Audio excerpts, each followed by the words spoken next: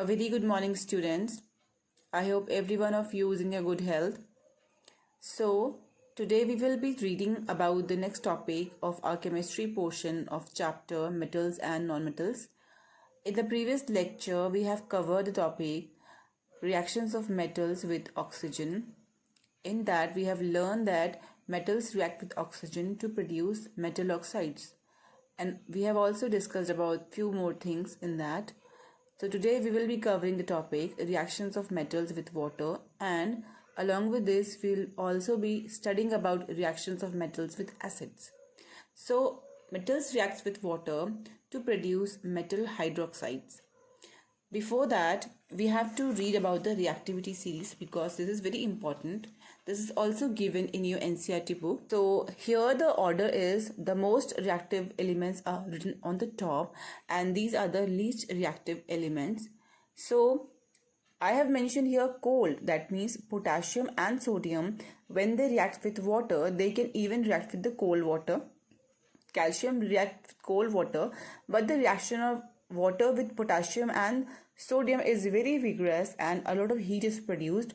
But in the case of calcium, heat is not produced. Magnesium react with hot water. Aluminium, zinc and iron react with steam. And hydrogen, copper, mercury, these are very least reactive elements, so they don't react with water. There is potassium in the first order, very highly reactive, then sodium, then calcium, magnesium, aluminium, zinc, iron, tin, lead, hydrogen, copper, mercury, silver and gold. You can also skip mercury from this because mercury does not come. So these are the common elements which are mentioned in your chemistry syllabus, that you will be having reactions of these elements in common, like till the iron and then the hydrogen, copper, silver and gold, these only. And you can also add platinum over here. So this is about the reactivity series. So let's get back to the topic. Okay, now since we know that metals react with water to produce metal hydroxide, and along with that hydrogen gas is produced. So the reaction, when these metal reacts with water, they produces metal hydroxide and hydrogen. First we'll take the example of sodium and potassium one by one, since we know that in the reactivity series the potassium and sodium are kept in the higher order and potassium is the first in the number. So when potassium reacts with water, it produces potassium hydroxide, that is metal salt, and along with that hydrogen gas is evolved and heat is produced. So the other is sodium. When reacts with water, it also produces sodium hydroxide and hydrogen gas is evolved. Along with that, heat is produced. Okay, so I would like to show you with the help of an activity which is given in your NCERT book. Here in the activity 3.10, they have mentioned that you have to take some samples of some metals. That is, you can take potassium, sodium, calcium, magnesium, aluminium and so on. And then you have to do an experiment that you have to cut a piece of those metals and then we have to dip them in the cold water and we have to check what happens. So what will happen, I will just try to tell you that example. You are having a beaker of water and into that beaker we'll just fill that beaker with the water. So just in case we take sodium metal, we'll just cut a piece of sodium metal. Since the sodium metal is very soft, they can be cut with the help of knife. We'll take just a piece of sodium metal from here with the help of knife and we have to keep them in the filter paper so that the moisture can be removed from it, and then we will just dip it with the help of knife in the water. Okay, as soon as the water goes as soon as the sodium metal goes in the water, it start moving in the water and it will produce a hissing sound. It will start floating in the water, moving round and round in the water. It will move just round side of the beaker, and after that we'll see that it will cause a little explosion. It will start burning. So this is happening because it is catching fire. As in this, there will be a reaction carried on, which is sodium plus water. As water is in there and sodium metal is there, so the reaction will be, it will be sodium hydroxide will be formed, NaOH. Along with that, hydrogen gas will be produced and heat. Okay, so when this hydrogen gas is produced, since it is moving along with this, a lot of heat is produced. So that heat will cause the hydrogen gas to burn, and it will also allow the sodium metal to burn. So the sodium metal will burn, the hydrogen gas will burn with the explosion, and we'll see that the sodium metal burns when it is dipped in the water or when it's reacted in the water. The same thing will happen when we'll take potassium ion. So again, same thing will happen. Potassium ion will be converted into potassium hydroxide and hydrogen gas will be produced along with the heat. So that heat will allow the hydrogen gas to burn with a popping sound. So that is why we'll feel explosion, and that heat which is caused by the burning of this hydrogen ion will burn this potassium hydroxide also. So we see that that metal will start burning. So we'll see whenever we add potassium or sodium into the water, it starts burning. But in the case of calcium, if we'll take calcium in the water and we'll cut a piece of calcium and we'll dip it in the water, it will not burn, because calcium do react with cold water. You have to remember that. But it does not burn, because this is calcium, it will react with cold water and will form calcium hydroxide, okay, and hydrogen gas, but heat will not evolve. There will be heat, but it will be very less, that it will be not sufficient to burn the hydrogen gas. And when the hydrogen gas will not burn, the calcium salt will also not burn, but the calcium metal will start floating in the water. It will also float in the water because hydrogen gas will produce some bubbles. Okay, hydrogen, because gas is produced in the water, it will produce some bubbles. So because of the formation of those bubbles in the water, the calcium will just revolve around the beaker. It will not stick to a same place. So the reaction of calcium with the water is not violent, but the reaction of sodium and potassium with the water is very violent. That is, they react violently with the water, with the cold water, and calcium also reacts with the cold water and forms calcium hydroxide, whereas the magnesium do not react with cold water at all. Magnesium reacts with the hot water, producing magnesium hydroxide, and magnesium also react with the steam, producing magnesium oxides. So this you have to make clear that written here also, that potassium and sodium burns with the cold water vigorously. Calcium burns with the cold water, reacts with the cold water and produces calcium hydroxide, but magnesium reacts with hot water and steam, and aluminium, zinc and iron reacts with steam. Okay, so these metals are aluminium, zinc and iron, which will not react with cold water nor with the hot water.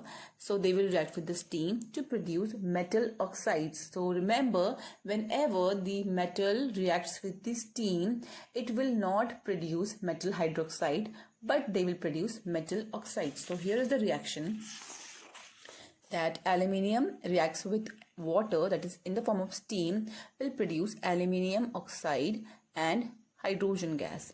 Zinc react with water, that is steam, in the form of steam, will produce zinc oxide and hydrogen gas. Iron react with steam, will produce iron oxide, iron second and third oxide, and hydrogen gas will be formed. So you have to learn all these reactions which I have told you, because they are all important, and you have to keep in your mind that potassium and sodium react with cold water, produces heat, so they start burning. Calcium reacts with cold water but no heat. Magnesium reacts with hot water, produces magnesium hydroxide, and when it reacts with steam, it produces magnesium oxide.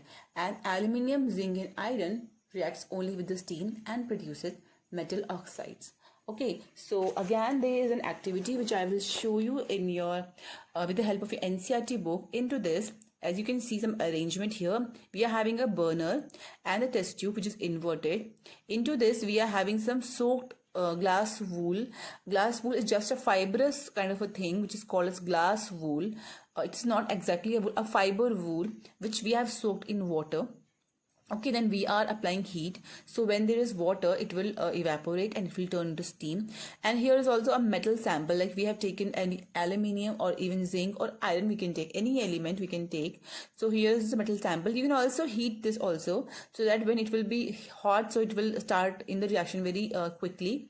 And the mouth of the test tube is closed with the help of cord, but here we have inserted a pipe, so the pipe is going downward to the jar, and here is also an inverted jar or a test tube which is inverted in the water, so it is going inside the test tube. So here some there is an empty space so that some gases can be stored here. So when we'll start this experiment, we'll heat this glass wool, so the water in the glass wool will evaporate, which will produce a steam. So when the metal will react with the steam, it will form metal oxide. Okay, along with that, hydrogen gas is produced. So the hydrogen gas is collected from this delivery tube to their jar, and it will collect on this area.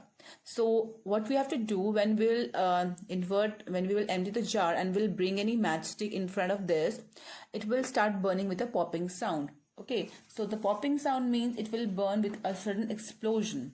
That is called as a burning with a popping sound. When any when anything burns with a sudden explosion, this is called as a popping sound. So this is actually a dangerous thing, so this is also have to be done with the in the presence of some teachers and all. So you won't be doing this at home at all, but since I have to teach you, I'm telling you here. So this also shows that whenever we heat metals in the presence of steam, they produces metal oxides and hydrogen gas. Okay, so this is also done.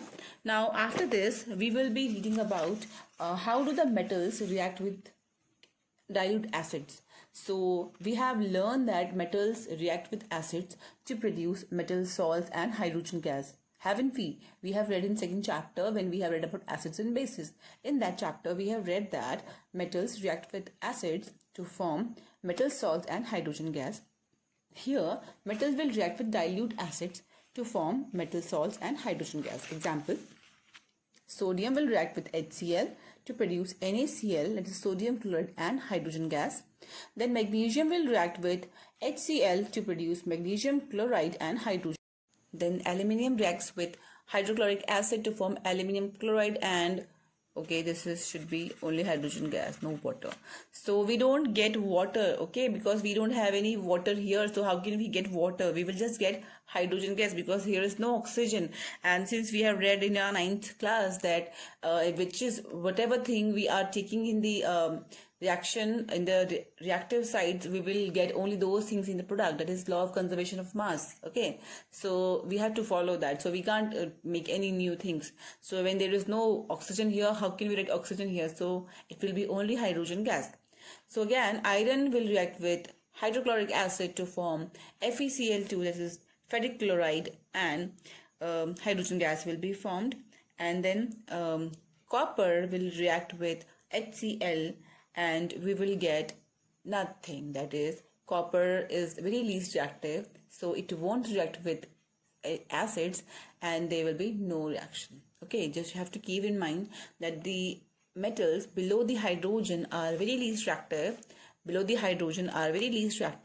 So we won't get anything, so they won't react with anything. Okay, so we just have a reaction with the metals which are in the top order of the reactivity series. So these metals will not react. So these were with the hydrochloric acid, but here is some exception in the chemistry.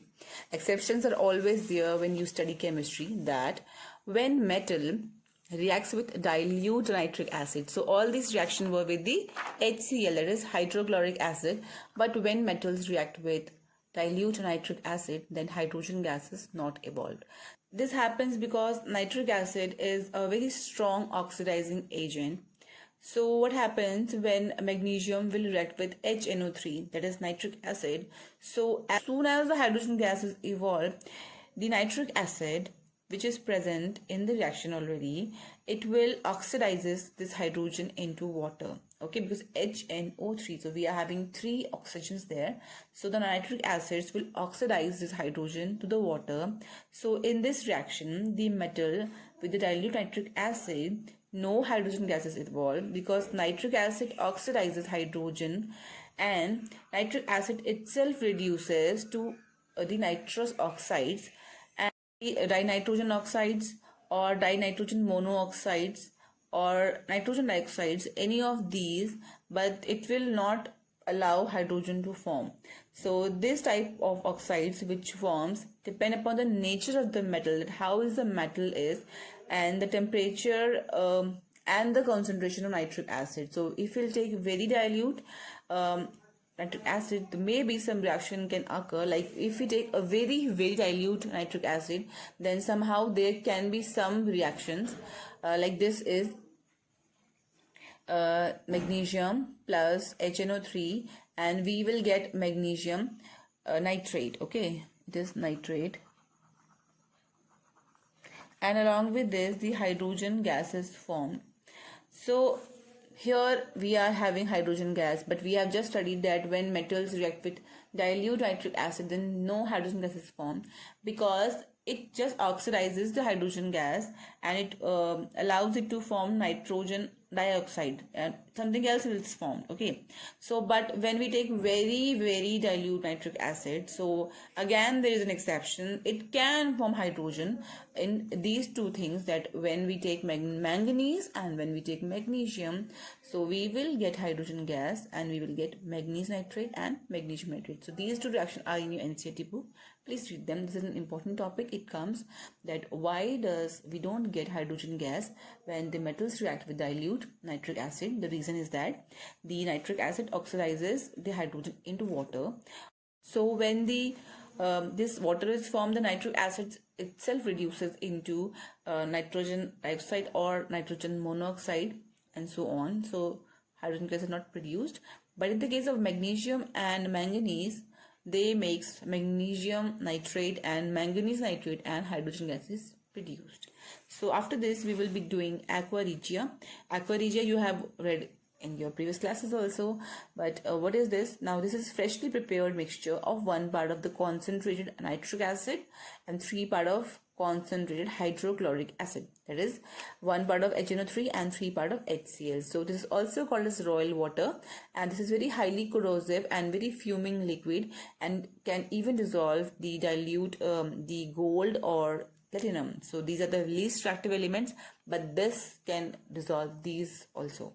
So after this we will be doing our last topic, that is reaction of metal with salt solution. So here, how do the metal react with salts? Solution. So salt solution is simple, the solution in which we have dissolved some salt, like we have taken the copper sulfate solution example. So here is an example in your NCERT book. We'll just take this. We are having 2 test tubes. One is having a solution of copper sulfate solution and the other one is having iron sulfate solution. Into this we are taking 2 things, that is one we are having iron nail, clean iron nail, and the other is having we are having copper wire. So the iron nail is dipped in the copper sulfate solution and the copper wire is dipped in the iron sulfate solution. So iron sulfate solution is little greenish in color and the copper sulfate solution is blue in color.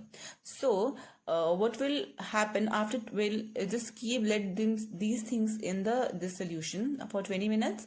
So after some time we're gonna see that there will be a reaction in this. So the reaction will be, obviously you know that you have read the reactivity series. So since the iron is more reactive than copper, so iron will be able to displace the copper from its salt solution and the reaction will be like copper sulfate plus Fe and FeSO4 will be formed. That is the solution, the blue color of copper sulfate will fade into greenish solution and the copper will be deposited here in the bottom, which will be in red brown color. Some of the copper will be here deposited. Okay, so this is formed because the iron being reactive, so iron displaces the copper from its salt solution and the copper from this solution gets at the bottom displaced and it will form an iron sulfate solution which is blue in color. But in this case there will be no reaction because copper wire Copper is least reactive, so copper won't be able to displace the iron from its sulfate solution, so there will be no reaction. So you have to write the reaction, like this is the reaction. That is, metal when reacts with the salt solution, they produces metals, they displaces the least reactive metal from its salt solution and forms a new solution, that is iron sulfate solution, and copper will be removed, that is red brown in color. So this is a simple reaction.